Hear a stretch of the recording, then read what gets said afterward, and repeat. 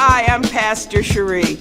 I welcome you to join us at New Awakening for all the things that we have going on this Advent season, because we believe in neighboring. We believe in reaching out and doing this Christian journey beyond our doors. We have a Bible study Tuesday from 12 to 1 p.m. online. Thursday, December 16th, we will have a live nativity with animals and people dressed as biblical characters, ready to bring you and your family into the Christmas story, complete with a light show. So this holiday season, come neighbor with us. Follow us on our social media or look and check out our website at newawakeningumc.org. In Isaiah 7, it reminds us that despite all that we may see going on around us, that God is always with us.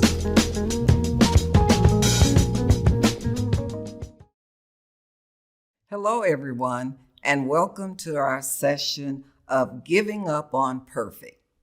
I don't know about you, but a lot of times I think I'll overdo it in striving to be perfect.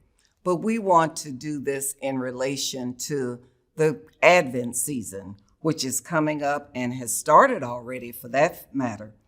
In this session, we're going to understand our attempts to create a perfect Christmas in our lives. That's with your shopping list, your charge cards, going out trying to buy all of these gifts for Uncle Joe, your mom, your dad, and Aunt Emma, and everyone else in your life, church members, and just friends and acquaintances on the job and in other places. But we're going to keep in mind also that at this time of the year and season, for many people, it's a time of depression, pain, and struggle. That could be that they've lost someone or someone close to them is really ill or sick.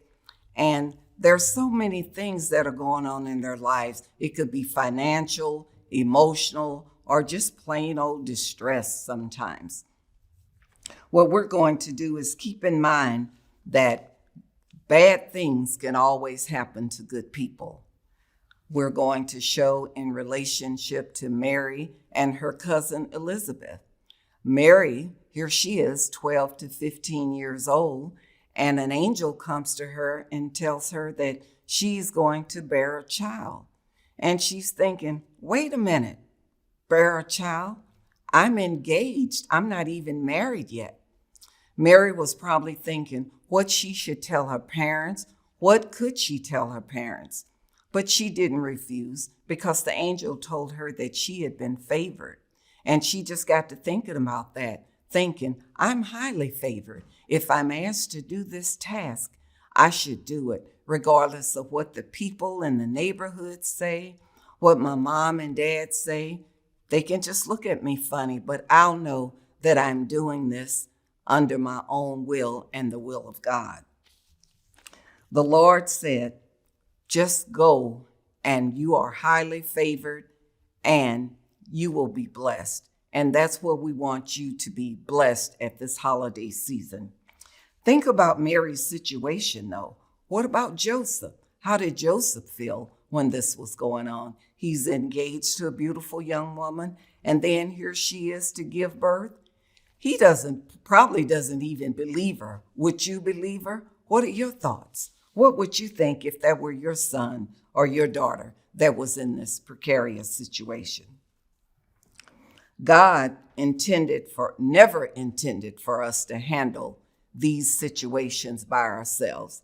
God is here with us, always leading us and guiding us, and that's what we want to do.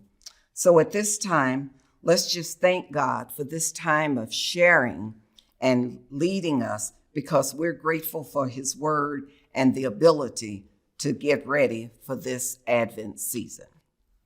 So we thank him for that and continue to dwell on the goodness that's coming out of this. At this time, I'd like for you also to keep in mind that Christmas is not your birthday. It's not my birthday. My birthday is in May. But until I read this book by Mike Slaughter saying Christmas is not your birthday, I had never given it a second thought. After reading, though, I'm now realizing the actual true meaning behind the gift of Christmas. It's not perfect.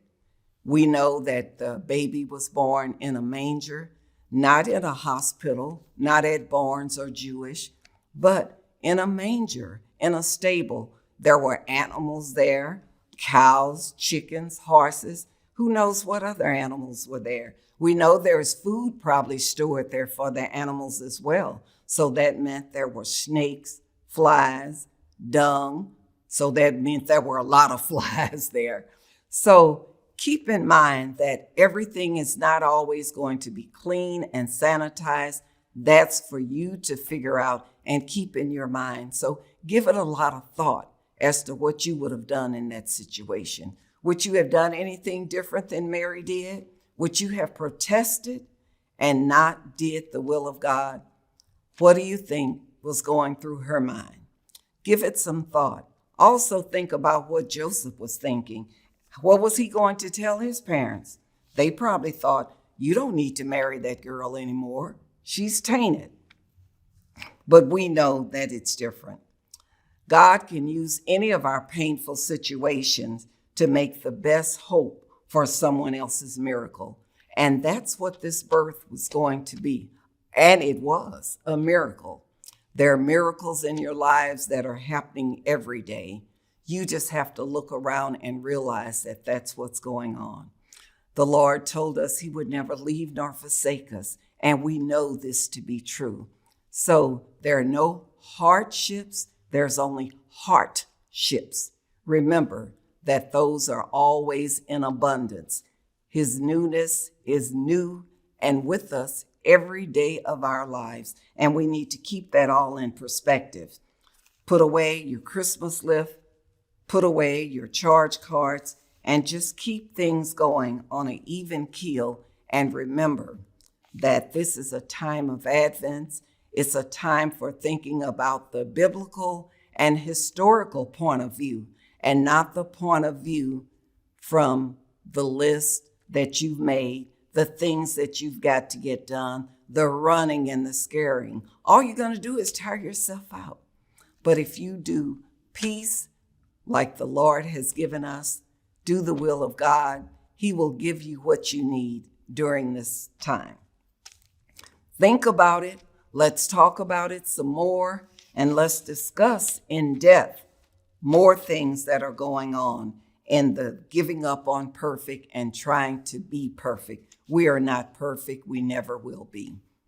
So in closing, remember, we're going to get together again, but we want to thank God for the opportunity and the time that he's given us to dwell and mentor others as we move forward in this Advent season. And we thank him for all his goodness, his kindness, and his mercy.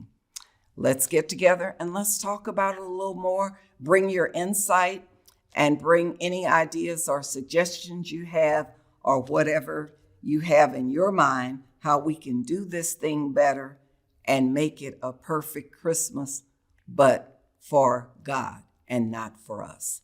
Thank you.